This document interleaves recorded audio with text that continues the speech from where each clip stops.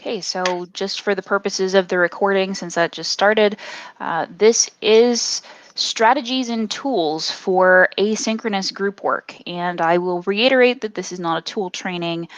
This is mostly a pedagogical training that's going to help you decide what should get translated into the online context in terms of group work, strategies for helping you make that conversion, and some suggested tools you can investigate further, either with the CTE or on your own. And so I'm just putting that out there because we started the recording and that didn't get picked up in the recording. So it looks like most everyone has answered. We have about 3 people who have not submitted an answer. So if you're one of those people, work on submitting some answers. But it's looking like we have 2 major contenders here that are keeping people from implementing group work. One is that you're unfamiliar with the tools, and the other is that redesigning group work is just too much work right now, which is what I anticipated. And then that's quickly followed by getting students to do the group work.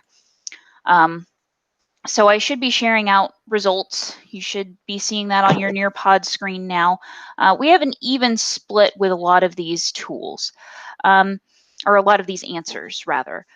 So what we will cover today are some good pedagogical strategies for encouraging students to do the group work, but we're also going to cover some tools that could be useful in terms of holding students accountable for doing that group work. So I hope we'll answer that question a little bit as we move along.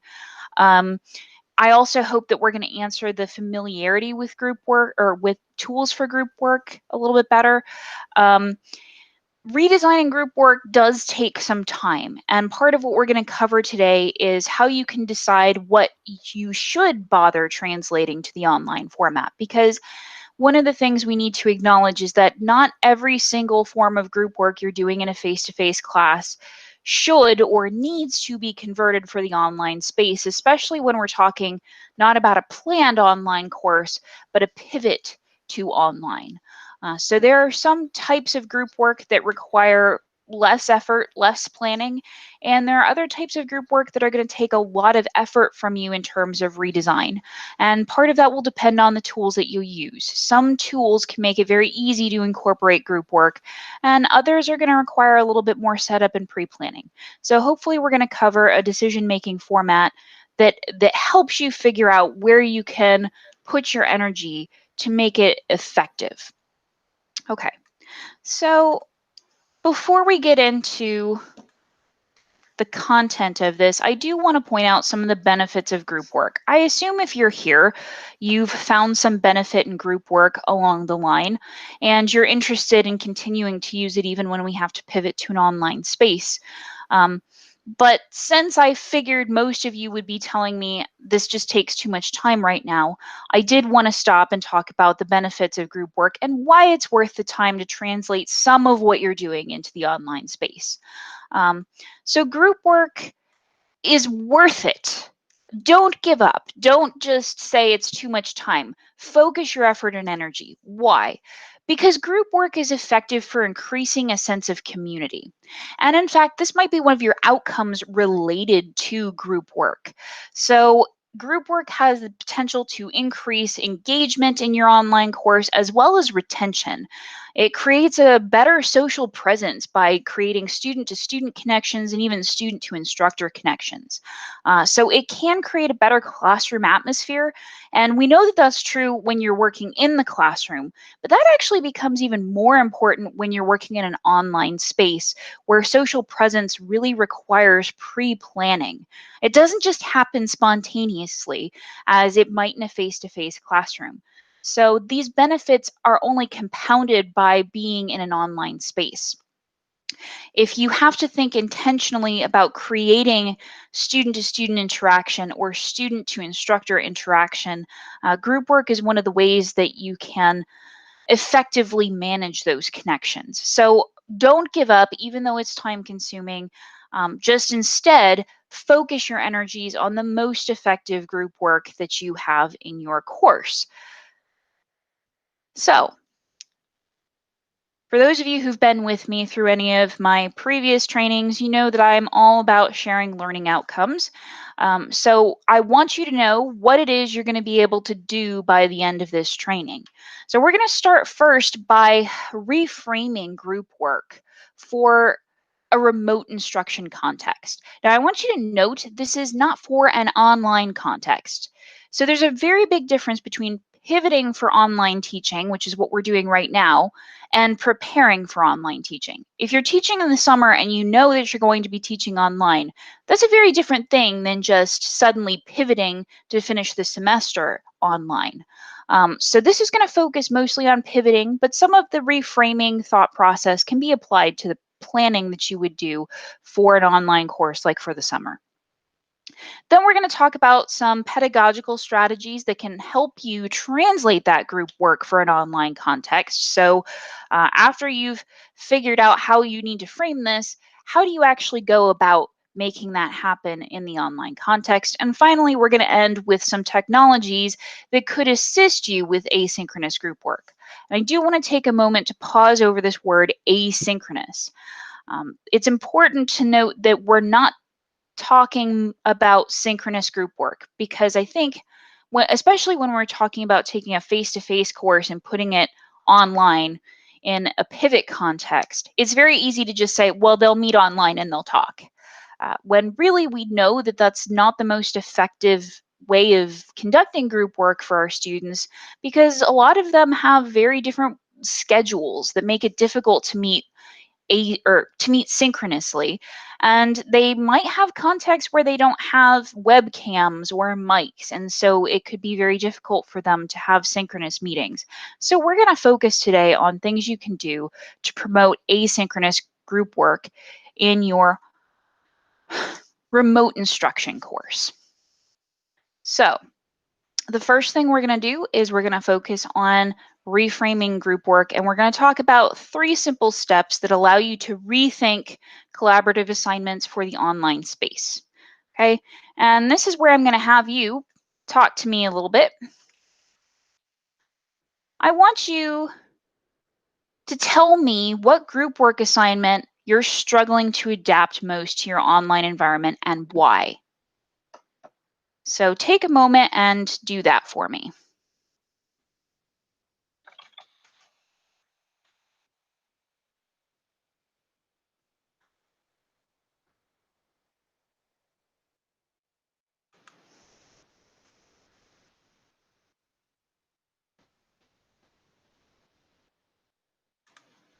If silence is awkward in a face-to-face context, it's really awkward in a webinar context, just saying.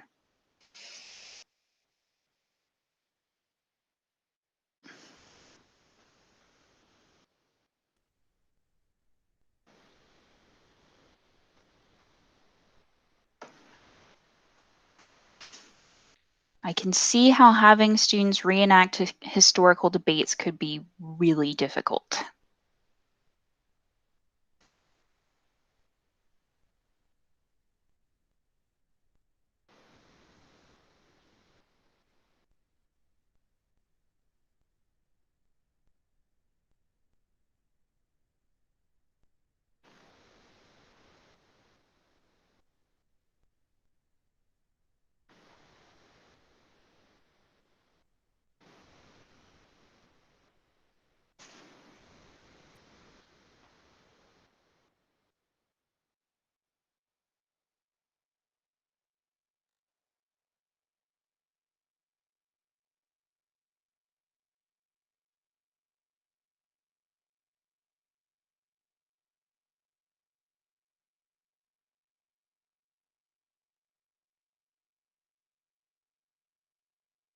Okay, so I'm seeing a couple of themes here around especially presentations, that it's hard to let students present their group work to all students. Okay, more about student presentations. Hopefully we'll have some insights into how you might be able to do that. But if we don't, please, there will be time at the end to ask questions. So I do encourage you, if we haven't answered your question, to make sure that you ask it at the end, right? So these ideas that you put down or the struggles that you have put down are really going to frame what we're going to do for the rest of the session, because this is going to be an interactive session. If you've been to a lot of webinars, you know that you sit there and someone talks and you check email or Facebook or respond to students or whatever you're doing, and somehow you end up zoning out. So we're not going to do that today. Today, I have lots of things for you to do, and it's up to you to make sure that you're staying engaged with them, because if you're walking through this process, it's going to help you translate that work into a group context. So please keep in mind what you put on this collaborate board. I want you to be thinking about a specific assignment, not just a generic thing, because it's going to end up making this process easier for you as we move along. Okay, so this was to get some ideas out there, also to let you see what your peers are struggling with and say, oh yeah, I'm having that problem too. Um, so we are doing sort of a synchronous group work today, but what we're doing is also an example of something that could be done asynchronously, and you'll see how we'll do that in a moment. What we're going to do is we're going to end up putting out sort of a group Google Sheet that you can end up consulting for ideas and strategies and tools at the end of this process. Okay, so remember I mentioned that there were going to be 3 steps to reframing group work. These are the 3 steps. So in order to effectively translate your group work into an online context, as in, selecting the tools and designing the online group work, you really kind of have to reframe the activity in your mind in the first place. And this is sort of the pre-work that goes into translating it to the online context. So the first thing you're going to need to do is reflect on the learning goals you intend to accomplish through your group work. So you all put out there some sort of struggle you're having in a particular group assignment. What are the learning goals that students must meet to successfully complete your course? That's the first thing I want you to answer for yourself. What are the goals that are no longer essential in light of current circumstances? So we're setting aside 2 different categories here, right? So that you can decide what group work is essential to meeting your course goals and what group work is no longer essential given the current pivot to finish out the semester. So that's one of the reframing contexts I'd like you to keep in mind here. It's not always going to be necessary to convert every single type of group work into an online assignment. Some of the group work that you do in class is spontaneous for formative assessment purposes. And that's not as possible in an online setting. You are going to have to put more planning into it when you're in an online context. That spontaneity is probably going to get cut in order to make this transition effective.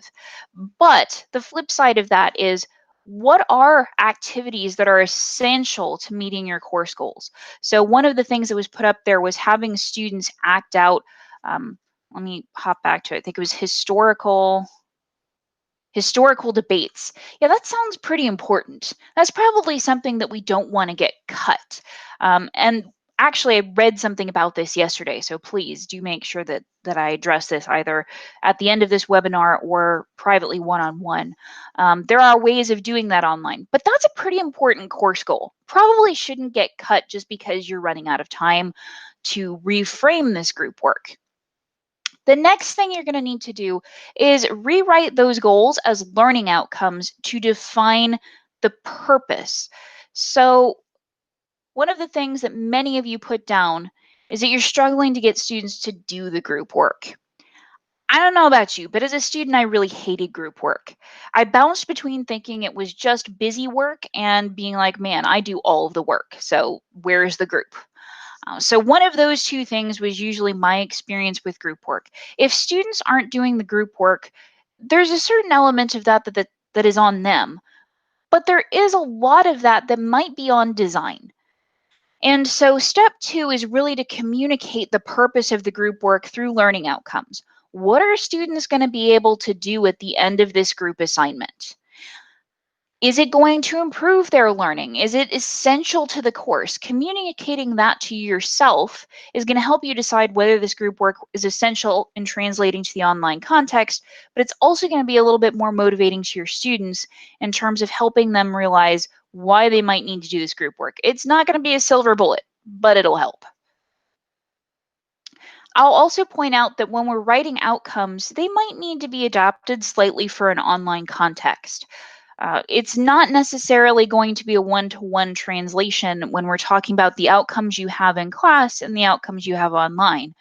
In an online space, you might privilege a little bit more that social interaction, that social presence that you're getting. That can be an outcome. Maybe not the only outcome, but it can be an outcome. And it can be communicated to students to let them know why they're being asked to do this. And finally, the last step here is to use the outcomes to guide adaptation for an online context. So this is where we're going to start moving into translation.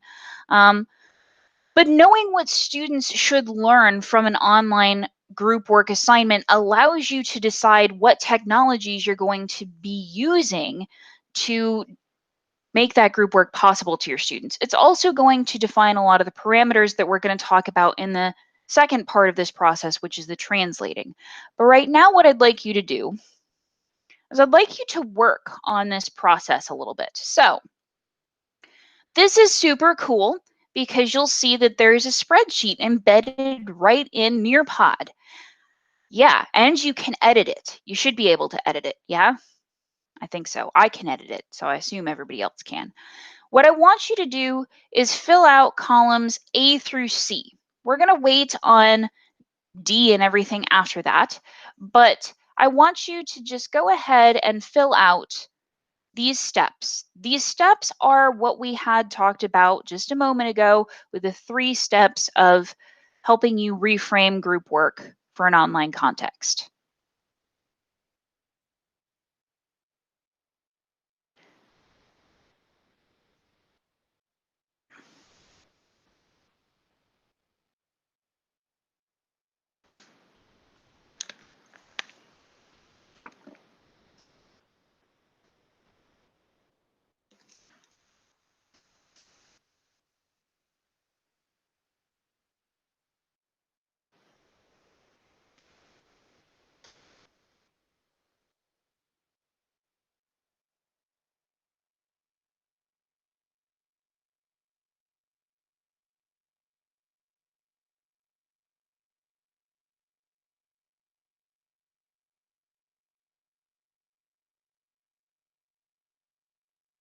Seeing a lot of similarity here.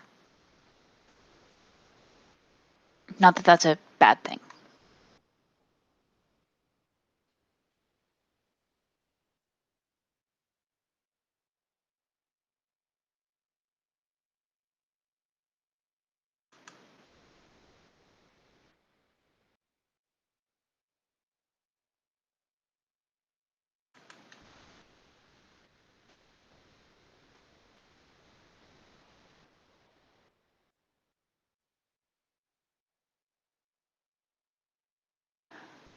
So the thing I'll point out about column C is that this is where we're moving to specific measurable Bloom's verbs. If you don't know what a Bloom's verb is, you'll note that there's a blue hyperlink at the top.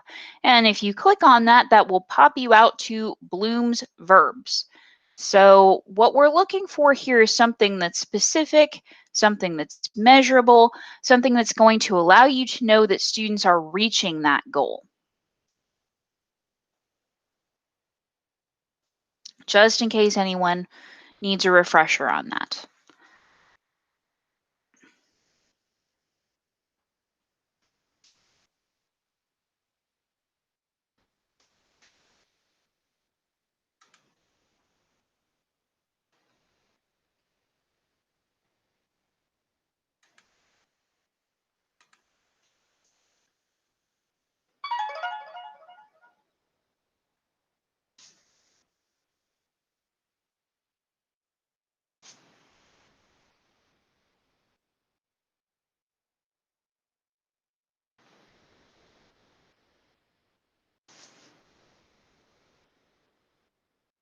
And if you're done, you can take a look and see what some of your peers are writing down, because the point of this group collaboration is, again, to give you some ideas of how your peers are solving problems in their courses.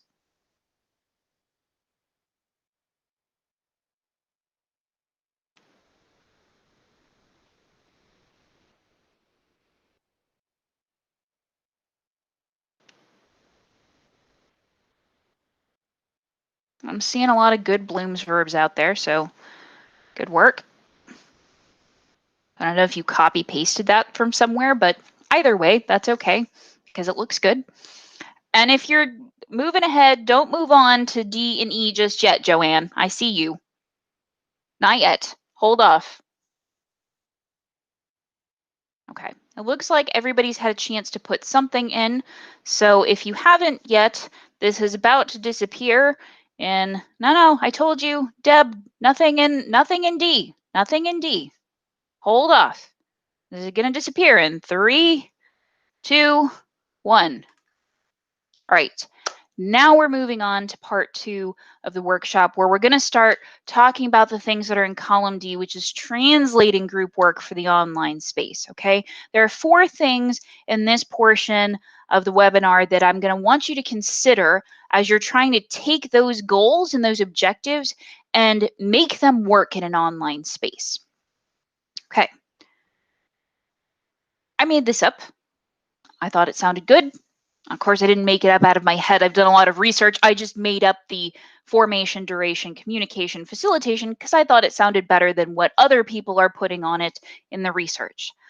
Okay, so I thought if I made them all Asians, it'd be a little easier to remember. All right, let's talk about formation. What do we mean by group formation? What we mean here is, how are you forming students into groups? Is it going to be a random assignment? Is it going to be self-selection that the students choose their own groups? Or are you going to manually assign them to groups based on the activity? So this is something I want you to have in mind based on your goals. So let's take, for instance, that if one of your goals is just to promote social presence in an online space, then it might not be necessary to let students self-select their groups. In fact, that might defeat the purpose, right? Because they're just meeting with their friends. If part of the goal here is to promote social presence, you might want to do random assignment. Or you might do instructor assigned and shuffle them around based on the activity so that they get to work with multiple people. This is the kind of question you need to be asking when you think about formation. You should also think about the size of your groups. What size group is best going to meet the outcomes that you have stated? Should it be the whole class? Is your class too large for it to be the whole class? Typically, the research says groups of 3 or 4 are best because they're large enough that everybody has a role, but they're small enough that there's some sort of uh, responsibility to the group. Once you get beyond those sizes, and you're having students do a significant amount of work in their small groups, there's usually that person who just says, well, everybody else is covering it, so I'll just coast. So do keep in mind size, and depending on your goal, size could be very important in terms of keeping it smaller or maybe making it larger so that everybody has a chance to talk with each other at different points in time. The other thing I want you to consider in terms of formation is, what guidance are students going to need from you to do the group work effectively? So once the groups have been formed, uh, do they need group contracts? Do they need group roles? And we do have resources we can provide on this. But that is something to think about when you're forming those groups, is what kind of guidance are they going to need in terms of group behavior and expectations? So the next step of this is to think about duration. And how big the groups are and your goals are going to determine how long you might want your groups to work together. So it could be as simple as one assignment. Right now in this webinar, the duration is about an hour, and we're all working in one group. So you could easily have students collaborate on one particular assignment through something like a Google Sheet or a Google Doc. G Suite is excellent for for collaboration, especially asynchronous collaboration. You might want students to collaborate for the duration of a module, which might roughly be the equivalent of a week. So instead of having students just meet to do one assignment together, you might set up a discussion board for a particular module instead. You might want something that's multiple weeks long or multiple modules long for a particular reading or a particular assignment, or you might have an entire semester of group collaboration. So this really just depends. So for instance, in STEM, I've seen instructors who do lab groups that last an entire semester. Some instructors believe that they want their students to really get to know each other and learn to work together. And I've also seen very effective instructors do exactly the opposite. Their lab groups work together once or for 1 week, and that's it. And she breaks them up and moves them around. And that way they get to know everybody in the class and they're never stuck in one kind of rut role. But again, there's a lot of pedagogy that goes into thinking about how long students should stay in a particular group. The next step in this process is communication. How are your students going to communicate? This step becomes really crucial when you're designing for an online environment, especially when you're thinking about how to get them to communicate asynchronously. So, in a classroom, you really don't have to think about the communication step. You can say, turn to your neighbor, right? You assume they're going to talk to each other in the classroom. But when we're talking about outside of the classroom, especially in online spaces. So they're not even able to meet together in small groups outside of class time. How are they going to communicate? It's really best if you think this through in advance. So you might decide that you're designating specific technologies for communication. Or you might decide that you're going to allow groups to select their own technologies, but this is going to need to be standardized, is what I'm telling you. You can't have some students relying on email while others are only communicating by Slack. You're going to have students who are miscommunicating and they're not getting the messages. So, a lot more intentional thought needs to go into this. Likewise, the frequency of group communication among group members and with the instructor is going to become much more important. You're going to have to make that explicit. Because again, if you're in the classroom, you can walk around and check in with groups as much as you deem necessary. And the frequency of that group communication is going to be as often as you tell them to get in their small groups and work. But if you just design group work and say, all right, it's due at this time, students aren't going to know how often they should be communicating with each other. How much time should they expect to spend on this assignment? How often should they communicate with their group members? Is once a week enough? Is once every other week enough? Um, this is something you need to give explicit thought to when designing for the online context. And finally, facilitation. Again, communication and facilitation, I think we don't give much thought to in a face-to-face space because it's just there. We take it for granted. We might be attentive to formation and duration, but the last two steps of this process, we really don't think about explicitly because we don't have to. So this kind of goes with communication in the sense that are you selecting technologies for the facilitation or are you allowing them to self-select? This is a little bit different though because now we're talking about platforms and not just communication. So we'll get into that because communication and facilitation is where technology really comes into play when we're talking about designing group work for this online context. And you're also going to want to talk or think about how students are submitting their final project. So are they going to do that through Folio? Are they doing it through some sort of G Suite application? This is something you have to think about because they're not just going to be able to come to class and hand you a report. Okay, now that we've given a little bit of thought to that, some of you were very eager to jump ahead to D through G.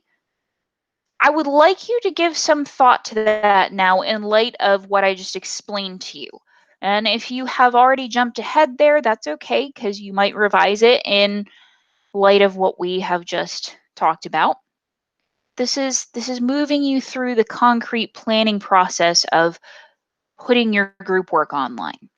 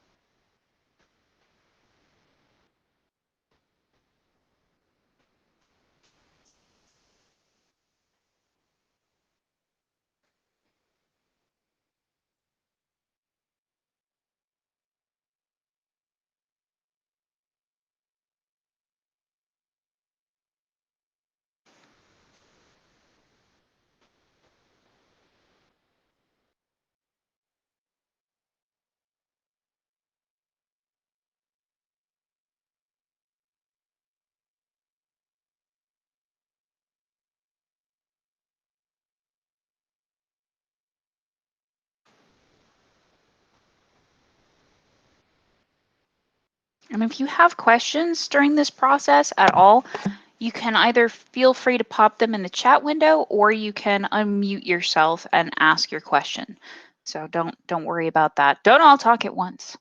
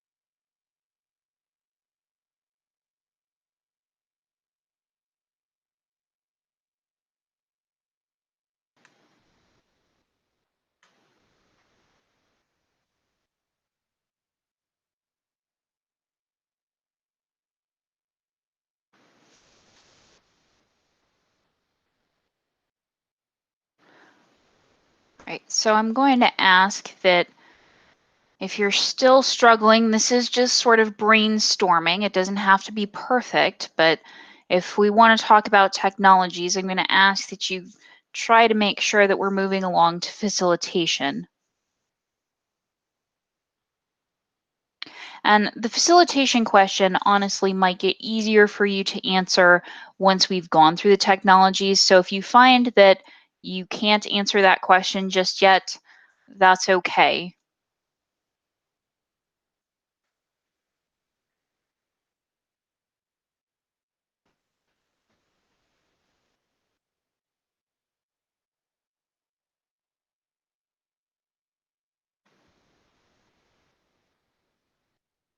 I am seeing some really good answers here, some specific concrete steps. So I do hope that um, you will refer to this document. I can share it out with you in a follow-up email, but I do hope that you'll refer to this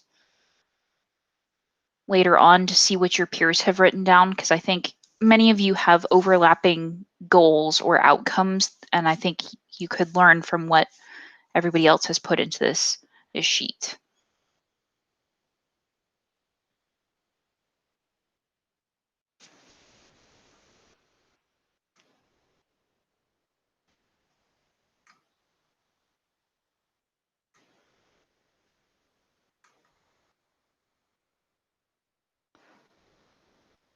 Okay, I'm going to give you about 1 more minute.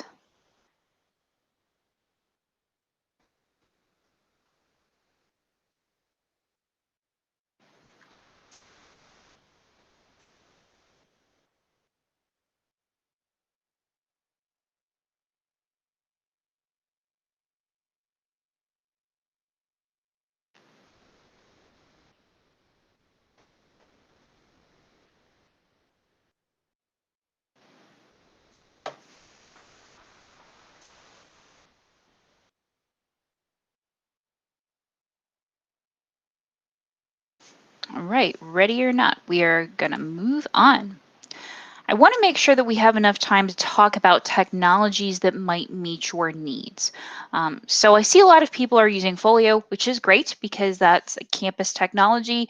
And the Dropbox option in Folio is certainly something that we recommend, but it's not the only option, and it might not necessarily meet your needs depending on what your group goals are. So We're returning to the same chart again, and at this point we're going to talk through some of the technologies available for you to meet each one of these translation needs. So I'll start with formation and talk about folio group options, and I'll ask Laura to pop in at any point in time to share what she might know about folio. This is where I would encourage you to stop us and ask us questions about specific technologies if you want to know more.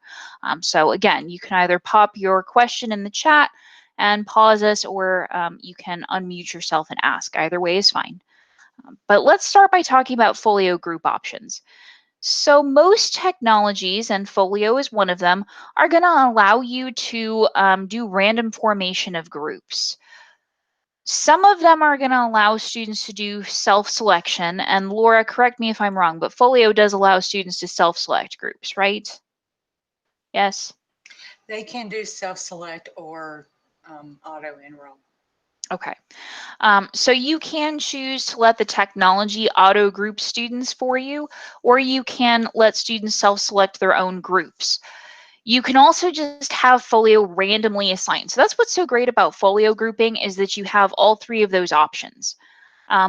Technology doesn't always give students the self-select option. So if they're going to not do one of them, that's usually the one that they don't do. So the next option we have on the list is perusal. And I know some of you are using perusal and many of you are familiar with it. Perusal does not allow students to self-select a group. It does allow you to assign them to a group, however. So if you're going to use a technology that doesn't allow for self-selection, and this is something you should explore in the group options, but you want students to be able to self-select, you could instead use a Google Doc or a Google Sheet where students can collaborate to select groups, possibly around a topic of study or a topic of interest. I see a lot of you are interested in translating presentations online. So it's probably important that students self-select into a group. So pairing a sheet sign up with a manual enroll could be a way to get around the lack of self-selection that a technology offers. The last thing I'll say in terms of formation is that there are a lot of digital contracts and team tool templates available, and I've collected them into a folder of resources for you. Some of them are very nice and really thorough in terms of guiding group work for more extended projects. And having this available to students in their own Google Drive where they can collaborate on these things makes it easy for students to collaborate asynchronously, but it also makes it easy for you to pop in and see what they've decided as a team is going to be sort of the guiding rules of their group. In terms of duration, I don't really have much to tell you about tools, but if you're going to have students purchase a tool, I just want to point out that you should think about how long they're going to need to use that tool before you decide that they should purchase access. So I know that there are some tools out there that might require students to purchase access, some publisher content maybe that could allow you to do group work. But if they're only going to do it for one assignment that lasts a week, is it worth spending the money? Probably not. In this moment of pivot, the other thing I would urge you to do is to rely on familiar small learning curve tools for assignments that are of shorter duration. Now we're coming to the end of the semester, so I assume your group work needs are past at this point. You're looking forward to summer. But even for summer, since you are on sort of a short planning time frame here, it's probably best to rely on tools that are familiar to you and to students. So I would assume most of you are fairly familiar with G Suite. If you're not, our campus trainer, Holly Sisk, has been doing a number of workshops through us on different G Suite tools, and I'm sure she would be happy to talk to you individually. Laura and I also know plenty about G Suite and can talk to you about specific tools. So for instance, if you want students to use a Google site to showcase presentation work, Laura and I can talk to you about that. And actually, Holly just gave a presentation on that yesterday. So this is a technology that's fairly easy to use. Everybody has access to it. It's free. It's not going to be outside the realm of what you or your students are used to using. So at this point in time, it's not going to require a ton of training to get you or your students familiar with these tools. So the idea is that when we're needing to adapt group work quickly for the online space, we don't want to use technologies that are going to be cumbersome or require a lot of training for you or your students. So that's something to keep in mind. In terms of communication, I saw a lot of you are allowing students to choose the platform that they're going to use, and I think that's perfectly fine. You may want to make recommendations, however, for the platforms that they will use, and I would certainly recommend that you have them put that in writing in a group contract that says, we will be communicating through these tools. That way there's no confusion about where students should expect to receive updates from their group. We typically use email, students don't. So if they don't want to use email, that's fine. They might choose instead to communicate through folio groups. I doubt they would want to, because again, it's not great for pushing out notifications. They might be more inclined to use chat options like GroupMe, Slack, or Hangouts. I think GroupMe is the one that's most popular right now. I think it's replaced Slack. I use Hangouts. I know we use Hangouts in the office, and we all have free access to Hangouts, by the way, if you're not using that. If for any reason students need to meet synchronously, you may also want them to choose what video technology they're going to meet through. And I did see some of you are offering or have suggested Zoom. I'll point out that Zoom is not yet a campus approved technology. I think that's coming down the pipeline, but for now, our campus approved technologies for video conferencing are WebEx and Google Meet. And I highly doubt that any student out there is going to want to use WebEx. So Google Meet is a good alternative. It's simple to use, everybody has access to it. And students also have record options in Google Meet. So that gets a little bit to the facilitation part of the group work. I know a number of you had made comments about how am I going to get them to do presentations in an online space. Some of the tools that I'll point out for that are going to come from G Suite, because I think G Suite is probably the best option for doing remote presentations asynchronously.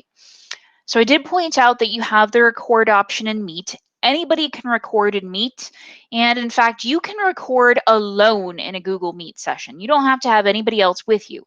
So if you were to do a presentation, for instance, if you needed to do part of a PowerPoint presentation, Google Meet is going to allow you to record just you giving that PowerPoint presentation. It also has a built-in whiteboard feature called Jamboard, and Laura and I have done some training on Jamboard, so if you were at that training, you might be familiar with it. But all of these are available to you through the grid on your Google page. So if you bring up Google Tools, you should easily be able to find Meet as well as Jamboard. And I will, right now, I'll share my screen so that you have some idea of what that looks like and where it is.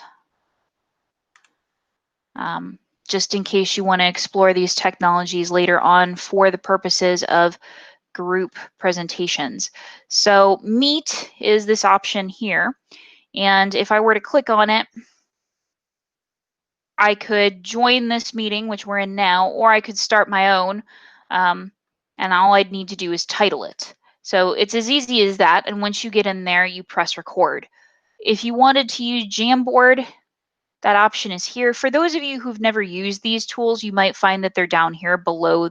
You can't see my screen? It says I'm presenting. Can anyone else see my screen? Laura, can you see it? Yes? I can see it. Okay. I do not know what's going on, Dolores. Are you in the Meet window?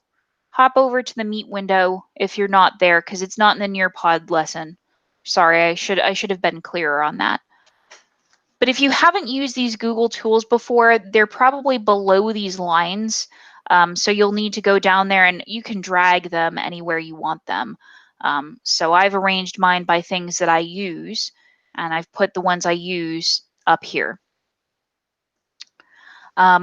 So these tools are very useful in terms of recording a presentation, and that way students can record individual portions of a presentation and splice them together later, or just upload their part of it for the rest of the group. YouTube is also a great tool for students to upload presentations if they need to share them with you or the rest of the class. So I'll point that out. We all have access to YouTube features. Shanaz, I can show you Jamboard real quick, but I'm not going to spend a whole lot of time there since we did a presentation on it, and we can talk more about it one-on-one if you're interested. But this is from a presentation Laura and I did last week on Jamboard.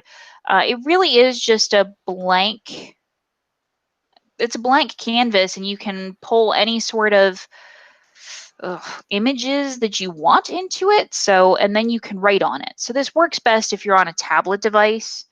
I'm not right now, so I'm using a mouse. If I wanted to write on it, I definitely want to I'd want to use an interactive pen with a touch screen. If all I want to do is point to things or circle things, it's fine to do with a mouse.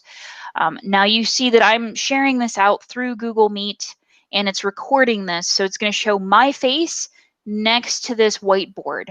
If I chose instead to show you my Nearpod lesson or a PowerPoint, what you'd see in the recording is whatever I'm sharing out. So this is great for asynchronous presentations where each student needs to do part of it. And if they're working in Google Slides, they can easily put together a presentation that they've done collaboratively and then each do their own little recording presentation on that afterwards. So G Suite has a lot of fun tools like this that go beyond Drive, Docs, Sheets, right? We even have collaborative Keep. Does anybody use Keep? I'm a big fan of Keep. But Keep is a kind of like a Pinterest board, but way more functional. I use it for things like a shared grocery list with my husband. I use it for saving and curating links to articles, for instance. It's a really good way of curating a knowledge base for students who are working in groups. It does also have a to-do list, so it's great for project management. So if you haven't checked out Keep yet, I would highly recommend it. And I'll hop back over here and show you what Keep looks like. It's this one. And Holly also does some training on Keep, and Laura and I are capable of talking you through that if you're interested. Laura, did you want to say something? Okay. No. I think most of you are familiar with Folio tools for collaboration like Discussion Board, but the Dropbox is an easy way to collect student work. I'll point out for those of you who are doing peer review, we do have peer review options through Turnitin. So most of you know Turnitin as a plagiarism checker, but it does have peer mark, which allows students to do that one-on-one feedback. I think it even allows you to do audio, maybe video feedback. It's been a while since I got in there. But it has a lot of interactive features that go far beyond just a plagiarism checker. And in fact, it can be used as a collaborative tool. You can, of course, use Google Drive if you want to do peer editing. Google Drive makes that easy. And what I like about that is that you can see all of the edits made to a doc. But what's nice about PeerMark is that students aren't going to have edit access to each other's work. So they're only going to be able to comment. While you can set up those permissions in Google Drive, you'd probably have to instruct your students to give comment-only access. That can create some hassle. All right, so the last two tools we have on here are Perusal. For those of you who don't know what Perusal is, it's a collaborative annotation site. I think they call it a social annotation platform that embeds a text, an image, a graph, a chart next to a running discussion board that looks a lot more like social media than what Folio discussion boards look like. That integrates very nicely with Folio now, and it also integrates with our gradebook. So if you're interested in that, you can certainly talk to me or Laura about that. Finally, if any of you are having students do creative projects or design work, I highly recommend Canva Design. I use Canva to design most of what comes out of the office in terms of marketing materials. And we recently found out that there is a Canva for Education, which if you have to go to their website and sign up for it. But if they identify you as an educator, it allows you to put students in groups in a classroom, and it gives them access to upgraded features that are otherwise paid only options. So if you do a lot of design work or creative work, I highly recommend you check out Canva. It's super easy to use. I don't think it requires any training. It's very easy, and you can put students in teams to work on different design aspects. So I'm thinking, like, I know Shanaz, you do a lot of creative projects. Canva could be something that is worth checking out for you when you have to do this remotely. Okay, since we're at time, we're going to move through, and if there are questions, you can go ahead and ask. For those of you who are thinking about technologies that you might want to use, that was step 4 of this process. Instead of having you put it on the sheet, you put it on the badge action plan. So you should be seeing in your pod right now the badge action plan. And that is interactive. You can fill that out right now, and you can talk about how you plan to follow up based on this workshop. I know there was a ton of information here. Uh, there's really never a good way to do a session on group work that's not just overload of information. So if you have questions about how to go through this process or questions about technology to use to meet your goals, please do let me know. While you're filling out action plans, I will address Lisa's question about, I'm pretty sure that was Lisa who's talking about how do I get my students to do historical. I think you're doing reacting to the past, right, Lisa? I'm No. not doing reaction to the past. These Okay. are, they read the primary documents and they come to class and they debate each side. If you're doing a debate, discussion boards can pretty easily be set up to do debate. It's not going to be as seamless, certainly not, but it's possible. One of the cool things that I saw just yesterday as I was reading an article about student, this is an evidence-based, by the way, Allison, evidence-based teaching. I saw an article that talked about how you can get students to do those types of activities by, I think this instructor actually had students go out and set up social media accounts, which I'm not saying you have to, or there are different issues that come with that, but set up social media accounts as that person, and they sent out tweets and texts and all sorts of things as their character. I think this was for a literature course, but they had different accounts for characters.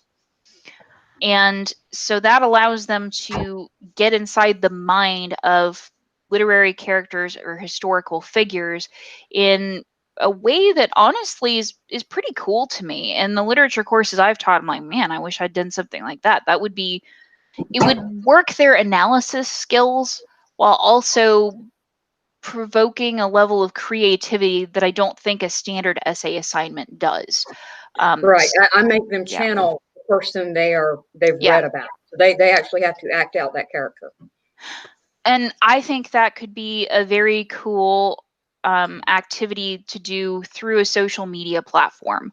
And that would be something that they could delete the account later if they want to, but you know, Right. it would be, I think it would be a neat assignment. It's a new way of thinking about that. And it also speaks to their own use of technology. I Right. think they're much more comfortable with that kind of technology than with our technology.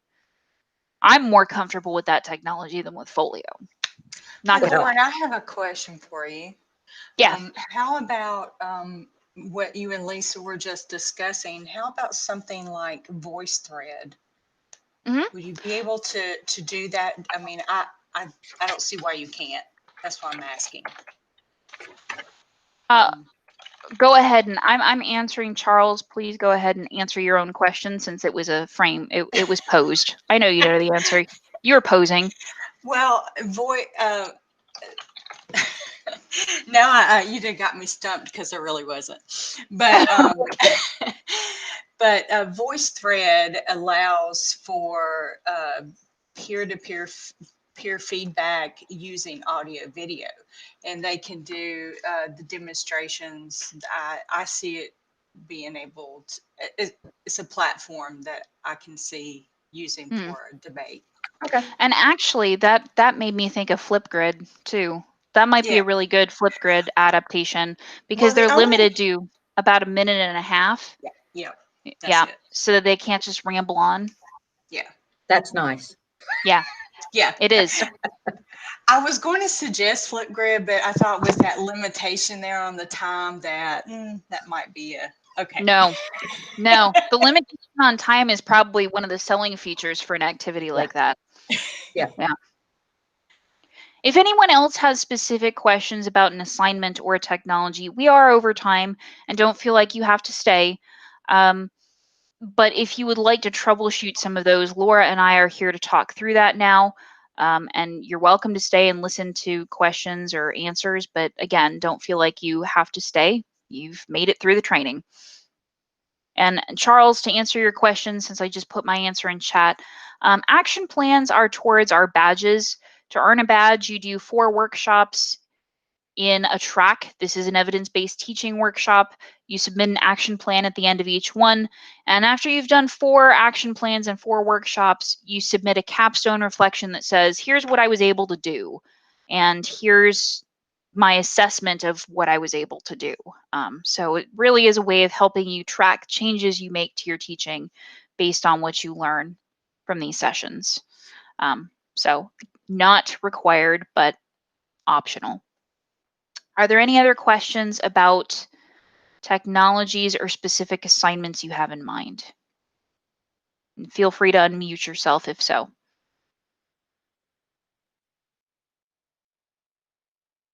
Hearing none, I will thank you all for coming and ask that if you have any questions about anything, please do follow up with me or Laura. We're happy to talk more. Hope this has been helpful in getting your mind around how to adapt your group work for an online context.